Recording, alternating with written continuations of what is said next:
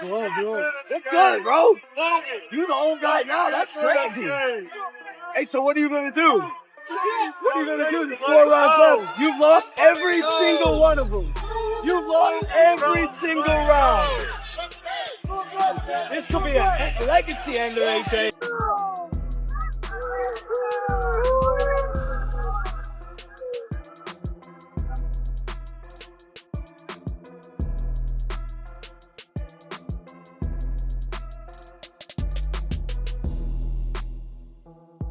The boxing world has gone wild. The boxing community is in a frenzy following the electrifying clash between Jake Paul and Anthony Joshua.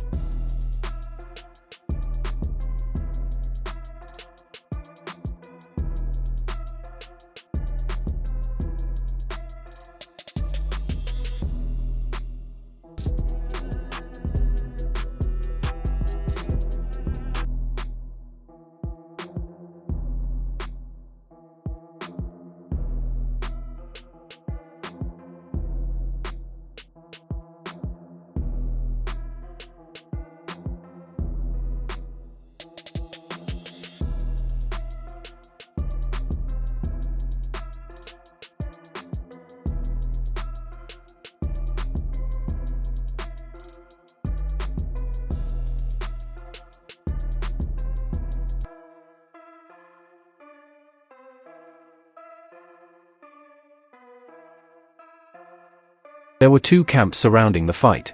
The larger, more cautious group relied on Anthony Joshua's size, pedigree, and history of knockouts, while the smaller, louder faction argued that Jake Paul wasn't just a YouTuber with a punch, but a genuinely dangerous factor, the kind of fighter who could land a single clean shot and alter the course of history.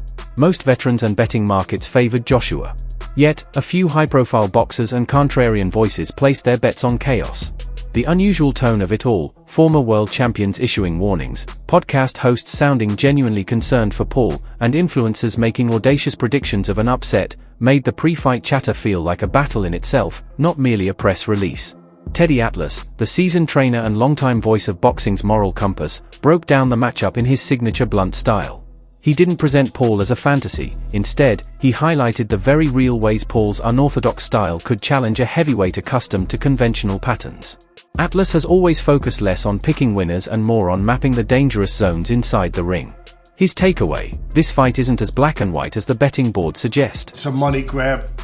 There's no doubt about that, but it's real too. We think it is anyway. And I have no reason to think it isn't, although I wouldn't be responsible if I didn't. Joe Rogan, whose podcast serves as one of the premier platforms for combat sports analysis, sounded almost paternal when sharing his thoughts. He called the matchup one of the wildest he had ever seen and repeatedly cautioned that Joshua possesses one-punch knockout power capable of ending a fighter's night, or even his career. Rogan's commentary carried a mix of respect for Paul's relentless drive and genuine concern about the ruthless nature of the heavyweight division. He wasn't making a heroic pick for Paul, rather, he was issuing a cautionary warning. His message was straightforward: the odds might favor Joshua, but it only takes a single punch to make that math irrelevant. One punch. Tyson Fury, known for his flair for both the performative and the provocative, aligned surprisingly with the contrarians. Fury has openly suggested he'd back Jake Paul to land that one punch capable of changing everything, even hinting at an upset in conversation. That's notable because Fury is one of heavyweight boxing's loudest voices and rarely endorses outsiders without reason. When he highlighted Paul's chances, it shifted the narrative, not because Fury's opinion rewrites the odds, but because he embodies heavyweight credibility and was essentially saying, don't underestimate the underdog. Meanwhile, Oleksandr Usyk kept his remarks measured, though not dismissive.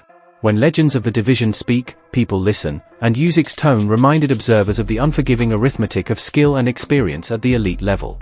He didn't make a contrarian pick, he offered a sober acknowledgement that Joshua represents a true test at heavyweight and that crossing weight classes and reputations is never simple.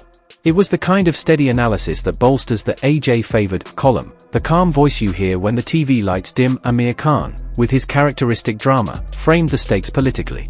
For Khan, this fight was a referendum on influencer boxing. He argued that Anthony Joshua could decisively stop influencer boxing with a brutal knockout, presenting the matchup as an existential moment for the movement that produced Paul. Khan's pick was emphatic, AJ by stoppage, because, for him, the fight was never just about money or spectacle, it was about preserving the line between traditional heavyweight pedigree and the social media era's shortcuts. Dana White, primarily focused on running the UFC but always alert to any fight that makes waves, was blunt. That's a bad idea, he said publicly. White's take read like both a promoter's shrug and a ringside warning. He expected Joshua's size and experience to overwhelm Paul, and his comments carried the weight of someone who's witnessed fighters step into mismatches, sometimes with high costs. White wasn't romanticizing the matchup, he was pragmatic and slightly cynical about the risks a crossover fighter faces stepping into true heavyweight danger. David Haye stood out by bucking the conservative tide. He suggested that an upset was possible, even historic. This headline-grabbing stance turned heads because Haye is a former heavyweight champion who fully grasps the stakes. Highlighting Paul's restraint in earlier fights and the unpredictability inherent in newer fighters, Haye sided with the hope-driven contrarians. Paul's path isn't orthodox, but that doesn't make it impossible. His insight added genuine tactical curiosity to the underdog argument. Michael Bisping, carrying his signature common-sense skepticism from his UFC days, voiced concern that Paul could walk away physically or mentally broken. This wasn't a prediction of the winner, but a reminder of the costs and consequences. Bisping's perspective was significant because it framed the fight not just as a spectacle, but as an event with potential real human fallout.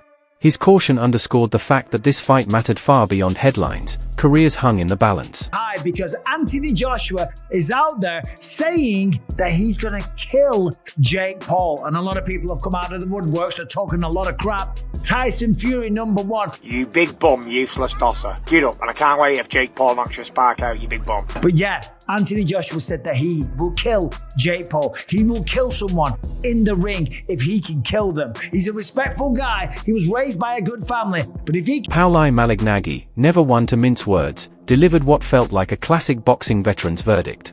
He offered a pragmatic, if sobering, assessment of Jake Paul's situation, acknowledging Paul's improvements in skill while bluntly noting that facing a seasoned, hungry heavyweight is an entirely different challenge.